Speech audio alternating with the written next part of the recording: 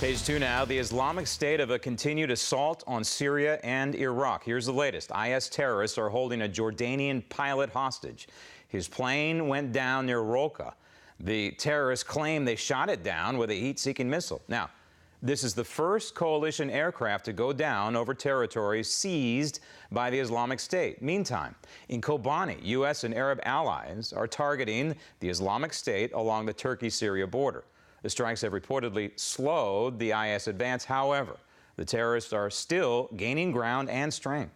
On ISIL, I mean, last summer, and I'm not talking about summer of 2014. I'm talking about 2013. But you're saying you couldn't have predicted it. But in fact, the influx of foreign fighters was well known and was disturbing more than a year ago. Yes, Matt, but we have all said the rapidity with which ISIL was able to take and hold territory over the course of several weeks and months this summer was surprising, probably most of all to ISIL, but certainly to the Iraqi army, certainly to us.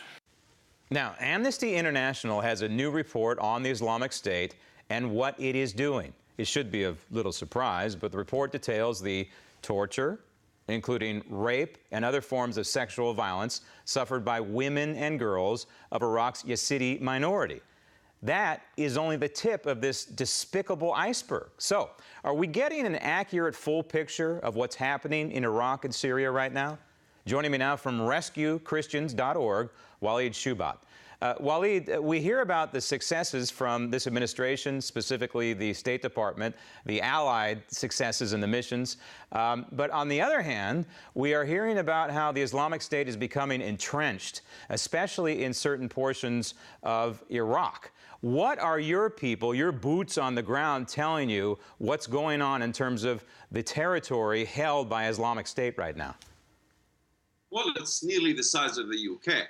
And in order for airstrikes to destroy ISIS, they would have to hit every single spot, let's say in Mosul, which will really kill civilian population. So the ISIS, mechanism and the soldiers really are very keen to this type of attacks and are really spread out throughout every single corner of the city of Mosul. Just take Mosul, for example. It's impossible for airstrikes to destroy ISIS. And that also doesn't take in consideration also of the amount of other terror organizations and networks that are joining ISIS through the Islamic mechanism, what they call bay'ah, which is giving allegiance to ISIS. You have Taliban giving allegiance to ISIS. You have Al-Qaeda in Yemen giving allegiance to ISIS. You have, terror groups in Pakistan, even in India. So even in the Sinai Peninsula in Egypt giving allegiance to ISIS. So when we talk about ISIS in the US or in the media, we simply isolate the whole terror infrastructure as ISIS is the problem. It is much bigger than ISIS.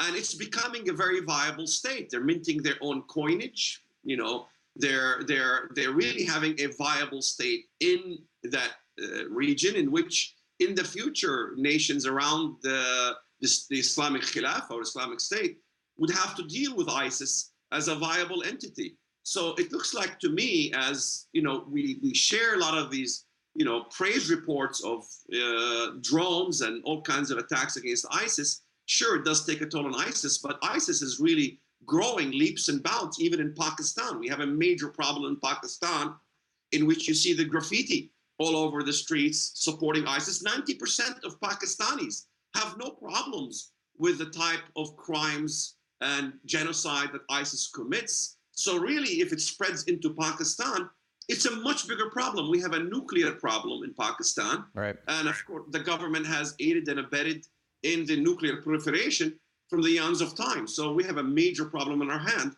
and the persecution of Christians, continues to escalate. The Christians in Iraq are 5%, 3 to 5%, yet they constitute 40% of the refugee problem. So we are getting reports that Christian churches are being turned into houses of torture. They're being raided for the artifacts, and those artifacts are then sold on the black market. And even worse, they are supposedly harvesting organs. I guess they have doctors, the Islamic State, who would have known, but apparently they do, who are harvesting organs from prisoners and then selling those on the black market. This is part of a bigger picture here, right, Waleed? This is the systematic attempted destruction of Christianity in that region. Exactly. There's reported about 18,000 cases of this organ harvesting. And it gets worse that the hospitals are used for torture centers and harvesting. I recall last year when I first talked about even having human slaughterhouses in Syria and Iraq, and people couldn't believe it until I brought the video footage showing human slaughterhouses of Armenian Christians hanging upside down, just like cattle. So, and the idea of selling also human beings, women, there have been thousands of cases of Yazidis being sold as slaves. And most Americans don't know that, I even showed footage in my blog showing the kind of treatment of the women when they're being sold. Women are being sold in the nude. Most people don't understand Islamically, by Sharia, a non-Muslim captive, a woman, a sex slave, that is, it's like a product. She is exposed in the nude. She lives in as part of a harem of other concubines, and there's been many of these cases. So can you imagine in the nude or being sold in the nude just as a product? And this is why you haven't seen any video leakage of this type of sales. You've seen members of ISIS talking about Souk al-Nakhasa, which is the slave market, but we haven't seen actual footage of the auctioning. And this is the kind of thing that goes in the auctioning. The reason they never show footage is of the secrecy and the clientele and the product that they're selling. But people need to understand this is a mass operation of slavery. It's an operation to basically annihilate Christianity from the Middle East.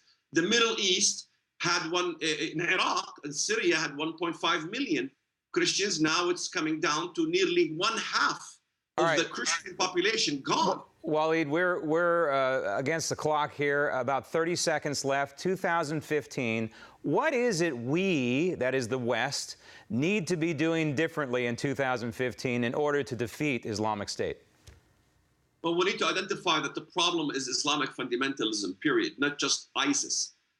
And we need to put troops on the ground. There's no way. We need to give the ability of the Christian militia. In fact, we issued reports showing thousands of Christians now are joining, nearly 30,000. But to train them costs money. There's about a few thousand that are being trained currently in Iraq and in Syria. We have Mr. Lazar. Even the United States government have approved the program in aiding the militia, the Christian militia, exactly what I've mentioned on your program. It is actually happening. People need to know.